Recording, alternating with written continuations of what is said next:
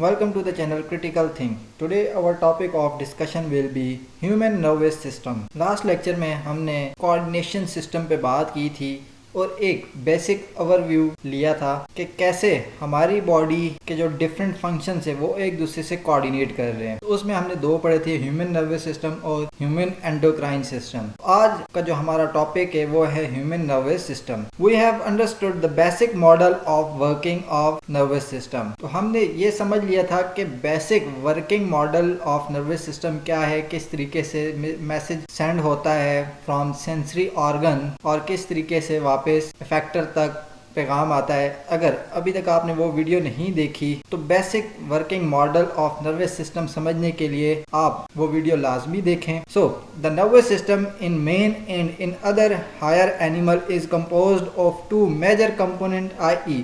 Central nervous system and peripheral nervous system. तो humans या जितने भी हायर एनिमल्स हैं उनके अंदर ह्यूमन नर्वस सिस्टम सीएनएस और पीएनएस यानी सेंट्रल नर्वस सिस्टम और पेरिफेरल नर्वस सिस्टम पे मुश्तमिल होता है। सो central nervous system comprises of coordinators, i.e. brain and spinal cord, while peripheral nervous system consists of nerves that arise from the central nervous system and spread in the different parts of the body. So CNS में दो parts होते हैं, brain और spinal cord, और peripheral nervous system में वो nerves होती हैं जो स्पाइनल कॉर्ड या ब्रेन से निकलती हैं, उसको हम पेरिफेरल नर्वस सिस्टम कहते हैं, जो पूरी बॉडी तक स्प्रेड हुआ होता है डिफरेंट पार्ट्स ऑफ बॉडी में। All these components are made up of neurons. तो ये जितने कंपोनेंट्स हैं ये सारे के सारे न्यूरॉन से मिलके बने होते हैं। Neuron is a cell. Neuron now we will first examine the structure and types of neuron and then we will go to the division of nervous system। तो सबसे पहले हम न्यूरॉन को देखेंगे कि न्यूरॉन का स्ट्रक्चर क्या है, उसकी टाइप्स क्या हैं, एंड देन फिर डिवीजन ऑफ नर्वस सिस्टम पे हम बात करेंगे। So first of all neuron या नर्व सेल। सो बेसिकली जिस तरह एक नॉर्मल ह्यूमन सेल होता है, इसी तरीके से जो कोऑर्डिनेशन सिस्टम में जो सेल है उसको हम क्या कहते हैं, न्यूरॉन। इसका स्ट्रक्चर नॉर्मल सेल से थोड़ा डिफरेंट होता है क्योंकि इसका काम मैसेज को ट्रांसमिट करना है from one body part to another body part. So nerve cell और neuron is the unit of nervous system. So ये बेसिक यूनिट है, जिस तरह basic unit of human body cell है, तो इसी तरह basic unit of nervous system is neuron. The human nervous system consist of billions of neuron plus supporting cell neuroglial cells. तो जो नर्वस सिस्टम है ह्यूमंस का वो बिलियंस ऑफ न्यूरॉन से मिलके बना है, और इसी के साथ जो सपोर्टिंग सेल्स होते हैं उनको न्यूरोग्लियल सेल्स कहते हैं। Neurons are specialized cells that are able to conduct nerve impulse from receptors to coordinator and from coordinators to effectors. तो न्यूरॉन्स वो स्पेशलाइज्ड सेल्स हैं यानी जिनका स्पेसिफिक काम क्या है कि उन्होंने कंडक्ट करनी है, लेके जाना है नर्व इम्पल्स को फ्रॉम रिसेप्टर्स, डिफरेंट जो 5 रिसेप्टर्स हैं, सेंसेस हैं, उनसे टू कोऑर्डिनेटर्स यानी ब्रेन स्पाइनल कॉर्ड तक, और then from coordinators to effectors towards muscles. In this way they communicate with each other and with other types of body cells. तो इस तरीके से ये एक दूसरे के साथ कोऑर्डिनेट करते हैं और अदर बॉडी सेल्स के साथ भी कोऑर्डिनेट करते हैं। The nucleus and the most of the cytoplasm of a neuron is located in the cell body. इस एरिया को सेल बॉडी कहा जाता है जिसमें न्यूक्लियस भी प्रेजेंट होता है और ये सारा साइटोप्लाज्म होता है। So different processes extended out from cell body, These are called dendrites and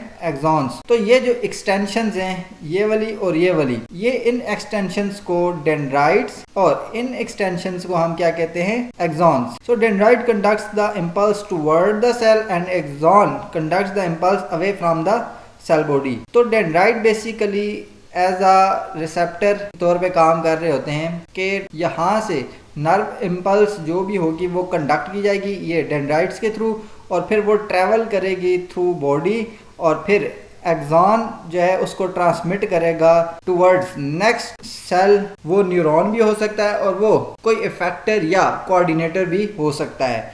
तो ये इस तरीके से बेसिकली ये जो डायरेक्शन ऑफ इम्पल्स देख सकते हैं कि डेंड्राइट से एंटर होंगी, फिर throughout the body and then फिर एक्सॉन्स के थ्रू निकल जाएगी बॉडी से। तो ये है वो बेसिक प्रिंसिपल कि किस तरीके से नर्व इम्पल्स ट्रेवल करती है एक न्यूरॉन के अंदर। Schwann cells are specialized neuroglial cells located at the regular intervals along axons. तो श्वान सेल्स क्या होते हैं?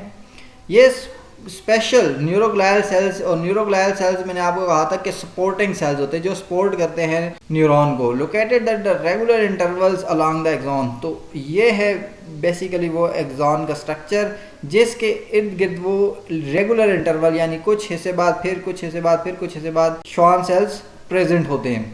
तो in some neurons Schwann cells create a fatty layer called myelin sheath over axons. तो ये वो माइलिन शीथ है जो एक्सॉन के इर्द गिर्द होती है, ये आप देख सकते हैं। तो between the areas of the myelin on an axon there are non myelinated points called the nodes of Ranvier. तो ये आपको जो दरमियान में स्पेसेस नजर आ रही हैं, एक श्वान सेल खत्म होता है तो फिर स्पेस है, फिर स्पेस है, फिर स्पेस है, तो इन स्पेसेस को हम नोड्स ऑफ रणवीर कहते हैं, और इसको नॉन माइलिनेटेड पॉइंट्स भी कहते हैं जिनके ऊपर माइलिन शीथ नहीं होती। Myelin sheath is an insulator, so the membrane coated with this sheath doesn't conduct the nerve impulse. तो ये जो ऊपर शीथ है ये बेसिकली इंसुलेटर है, इसके थ्रू नर्व इम्पल्स कंडक्ट नहीं होती। तो इट्स मीन कि इम्पल्स जो कंडक्ट होगी वो इंटरवल्स में कंडक्ट होगी, यहाँ से यहाँ, फिर यहाँ से यहाँ, देन यहाँ से नेक्स्ट पॉइंट, फिर नेक्स्ट पॉइंट, फिर नेक्स्ट पॉइंट, और फिर इस तरह नेक्स्ट पॉइंट पे। सो इन सच इम्पल्सेस आर कॉल्ड सैल्टेटरी यानी जंपिंग इम्पल्सेस, क्योंकि मैंने बताया था कि यहाँ से यहाँ जंप करेगी, फिर यहाँ से यहाँ जंप करेगी, यहाँ से यहाँ जंप करेगी, तो इसको जंपिंग इम्पल्सेस भी कहते हैं। और इसकी वजह से this increases the speed of nerve impulse, और इसकी वजह से जो इम्पल्स की स्पीड है वो भी इंक्रीज हो जाती है। तो अगर आपके पेपर में क्वेश्चन आए कि श्वान सेल्स क्या हैं और उनका नर्व इम्पल्स कंडक्शन पे क्या इफेक्ट है, तो उसमें आप ये सब लिख सकते हैं कि किस तरीके से वो जंपिंग इम्पल्स में कन्वर्ट होता है और वो इंसुलेटर, और ये सारी चीजें आप इसमें लिख सकते हैं। So type of neurons, sensory neurons conduct sensory information, nerve impulses. So 3 types of neurons होते हैं, सेंसरी, इंटर और motor. So first sensory neurons conduct sensory information, nerve impulses from receptors toward the CNS, यानी receptors जो हमारी 5 senses हैं उनसे रिसेप्ट करके जो न्यूरॉन्स ब्रेन या स्पाइनल कॉर्ड यानी सीएनएस तक लेके जाएंगे उनको हम क्या कहेंगे? Sensory neurons. नाम से जाहिर है कि वो सेंस करेंगे। तो सेंसरी न्यूरॉन्स है 1 डेंड्राइट एंड 1 एक्सॉन। तो इन जो सेंसरी न्यूरॉन होता है उसका एक डेंड्राइट होगा और एक ही एक्सॉन होगा। So interneuron from the brain and spinal cord. So जो इंटरन्यूरॉन होते हैं वो बेसिकली सेंसरी न्यूरॉन और इंटरन्यूरॉन के दरमियान होते हैं और उनको हम कहते हैं इंटरन्यूरॉन, और वो ब्रेन और स्पाइनल कॉर्ड को बनाते हैं। They receive the information from sensory neuron, interpret it and stimulate the motor neuron, और इसी तरीके से वो मैसेज सेंसरी से इंटर और इंटर से फिर मोटर में शिफ्ट हो जाएगा।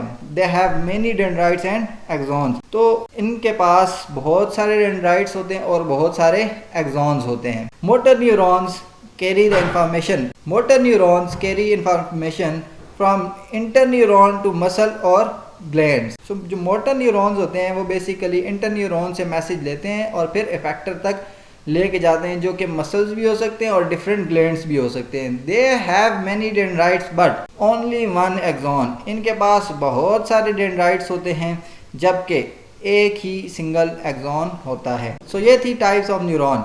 Next, nerve. A nerve means the union of several axons that are enveloped by a covering mat of lipid. यानी जो different axon हैं वो जब मिलते हैं और एक envelope में covered हो जाते हैं जो lipid से बनी होती है, तो उसको हम क्या कहते हैं?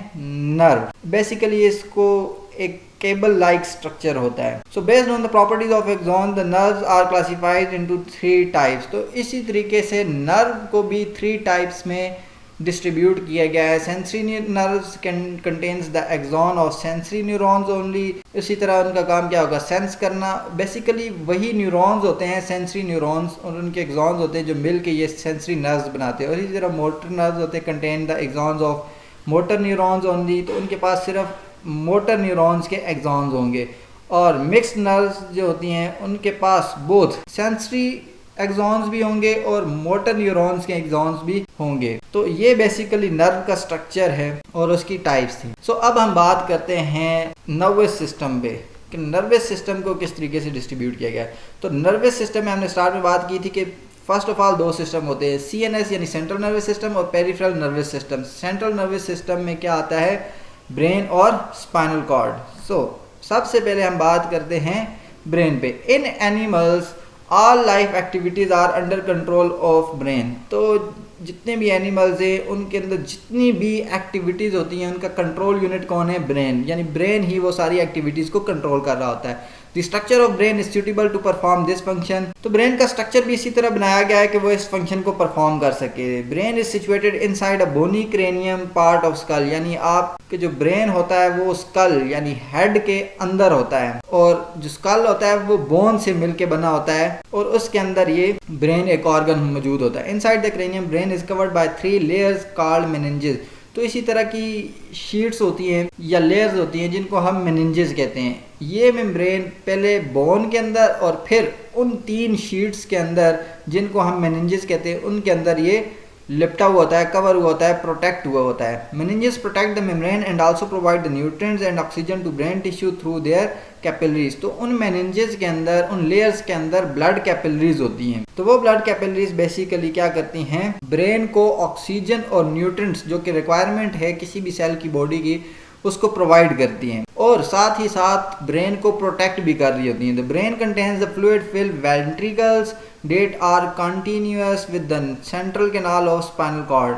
तो ब्रेन के अंदर क्या होते हैं? फ्लूइड फिल्ड वेंट्रिकल्स होते हैं, यानी फ्लूइड से भरा हुआ होता है, और वो कंटिन्यूस होता है toward central canal of spinal cord, और यही fluid continue toward spinal cord तक शिफ्ट हो जाता है। तो fluid within the ventricles are called central canal and called cerebrospinal fluid. और वो जो फ्लूइड इनके अंदर होता है वेंट्रिकल्स के अंदर, उनको हम क्या कहते हैं?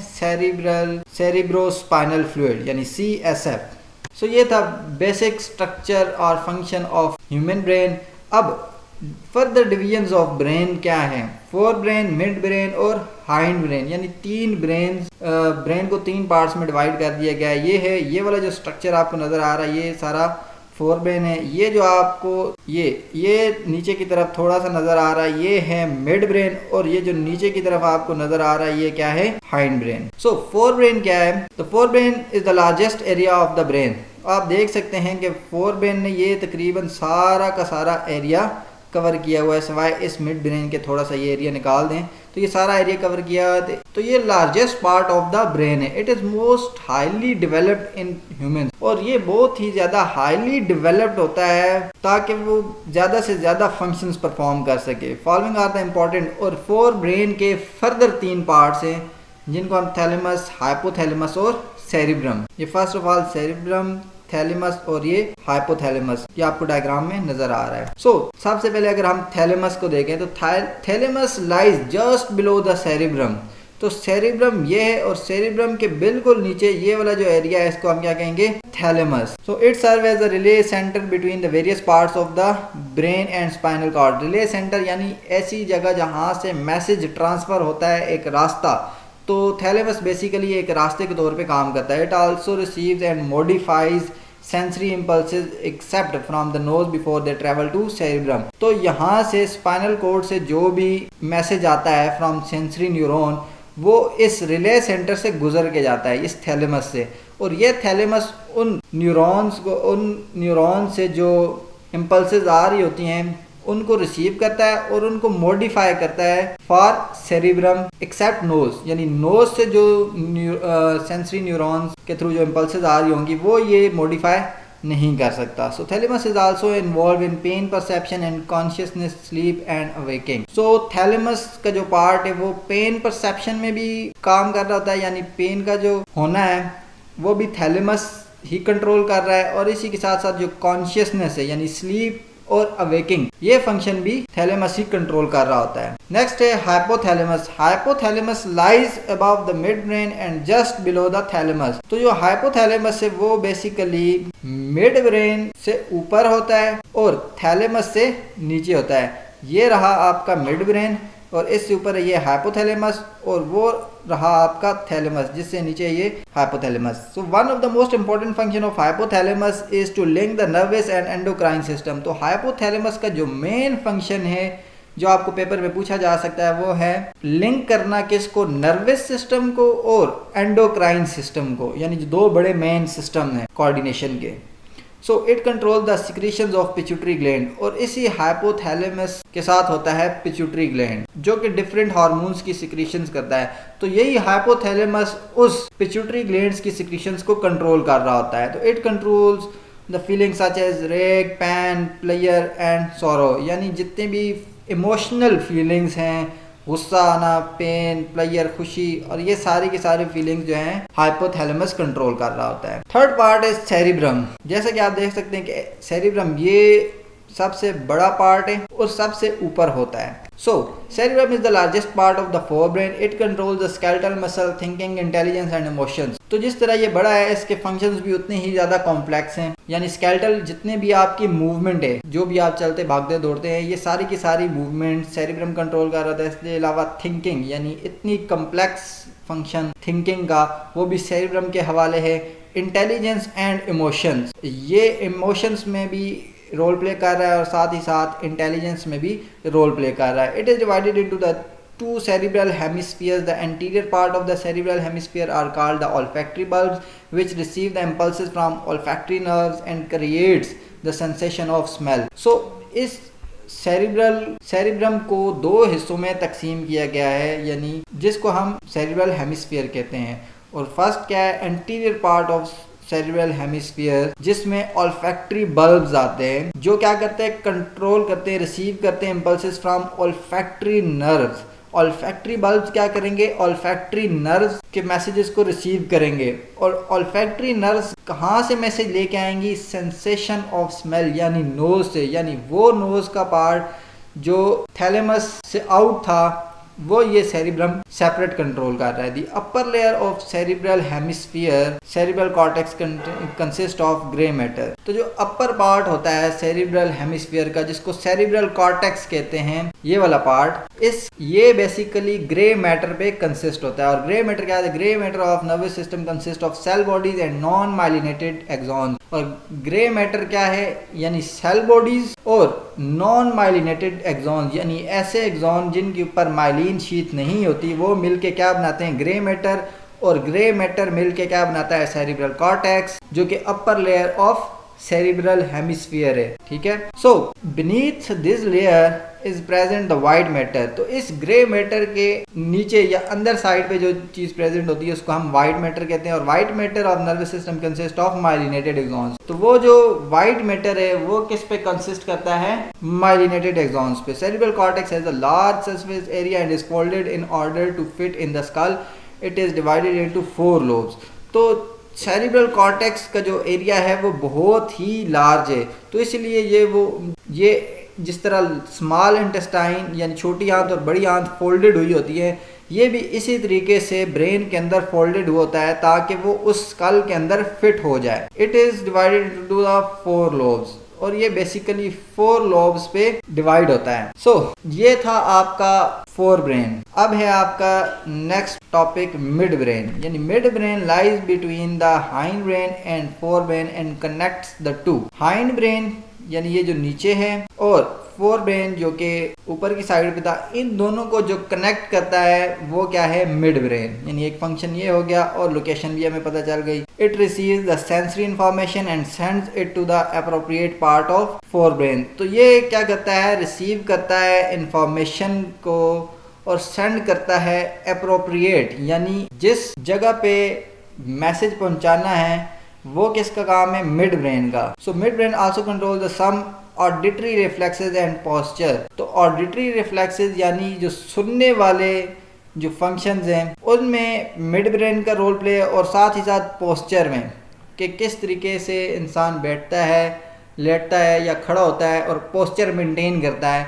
बेसिकली ये कहाँ से कंट्रोल हो रहा होता है, मिड ब्रेन से। तो ये था आपका मिड ब्रेन जो कनेक्ट करता है, रिसीव करता है और फिर कंट्रोल करता है। सो नेक्स्ट है hind brain. Hind brain basically consist of 3 major part. इसके 3 मेजर पार्ट हैं, मेडुला ओब्लोंगेटा, सेरिबेलम और pons. So medulla oblongata lies on the top of spinal cord. तो ये यहाँ पे ये स्पाइनल कॉर्ड है और इससे ऊपर ही just above the spinal cord आपके मेडुला ओब्लोंगेटा प्रेजेंट है। It controls the breathing, heart rate and blood pressure, यानी बहुत ही important functions of the body control कर रहा है, ब्रीथिंग यानी सांस लेने के अमल को, हार्ट रेट दिल के पंप करने के अमल को, और ब्लड प्रेशर को भी। It also controls many reflexes such as vomiting, coughing, sneezing. तो ये साथ साथ वोमिटिंग, कफिंग, स्नीजिंग को भी कंट्रोल कर रहा है, और साथ ही साथ information that passes from the spinal cord and rest of the brain passes through the medulla. और फिर साथ ही साथ जो स्पाइनल कॉर्ड से इंफॉर्मेशन पास होती है एंड देन वो फिर मेड्यूला ऑब्लिगेटा से पास होती है। तो नेक्स्ट पार्ट है cerebellum is behind the medulla.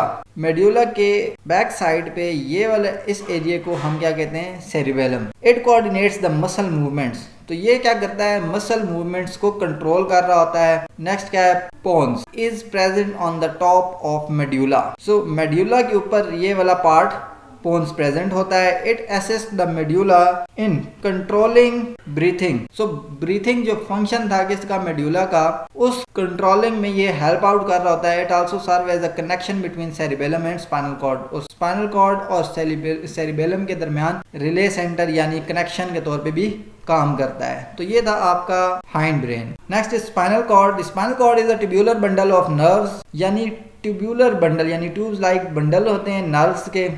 It start from the brain stem and extend to the lower back। तो ये ब्रेन स्टेम से स्टार्ट होता है और लोअर बैक तक ये ट्रेवल करती है spinal cord. Like the brain the spinal cord is also covered by meninges. जिस तरह ब्रेन कवर्ड होता है इसी तरह स्पाइनल कॉर्ड भी मेनिंजेस से कवर्ड हुई होती है। तो vertebral column surrounds and protects the spinal cord. तो जो वर्टिब्रल कॉलम है वो क्या करता है, सराउंड करता है किसको, स्पाइनल कॉर्ड को, और उसको प्रोटेक्ट भी कर रहा होता है। The outer region of the spinal cord is made of white matter containing the myelinated axons. तो जो आउटर रीजन है स्पाइनल कॉर्ड का वो व्हाइट मैटर से बना होता है, हालांकि ब्रेन का जो इंटरनल मैटर था वो व्हाइट मैटर था। सो कंटेनिंग माइलिनेटेड न्यूरॉन्स। तो जो इसका आउटर रीजन होगा उसमें माइलिनेटेड न्यूरॉन्स होंगे, और माइलिनेटेड न्यूरॉन्स की होते हैं ताकि नर्व इम्पल्सेस को तेज़ी से ट्रैवल करवाया जा सके, क्योंकि हमने पढ़ा है कि माइलिनेटेड एक्सॉन्स के अंदर जो नर्व इम्पल्स की स्पीड है वो फास्ट है।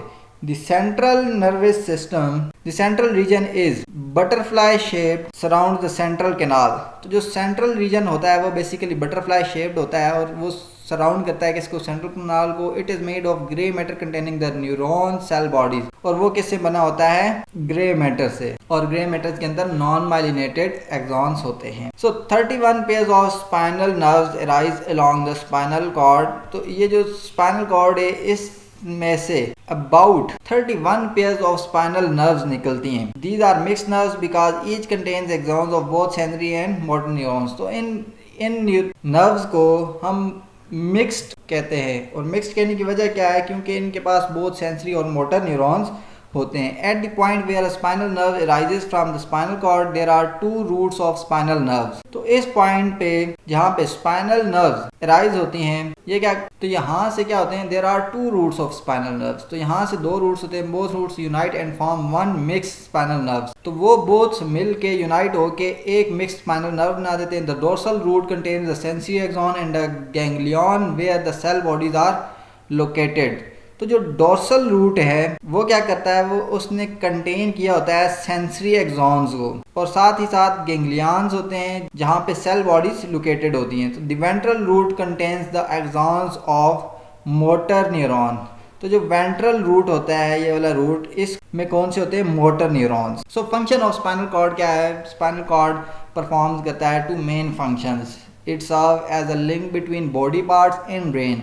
तो फर्स्ट ऑफ ऑल ये क्या करता है, लिंक करता है डिफरेंट बॉडी पार्ट को किसके साथ, ब्रेन के साथ। स्पाइनल कॉर्ड ट्रांसमिट करता है nerve impulses from body parts to the brain and from the brain to the body part. तो ब्रेन से बॉडी पार्ट्स तक ट्रांसमिशन और बॉडी पार्ट से ब्रेन तक की जो नर्व इम्पल्सेस ट्रांसमिशन है, ये सारा काम स्पाइनल कॉर्ड का है। Spinal cord also act as a coordinator responsible for the simple reflexes.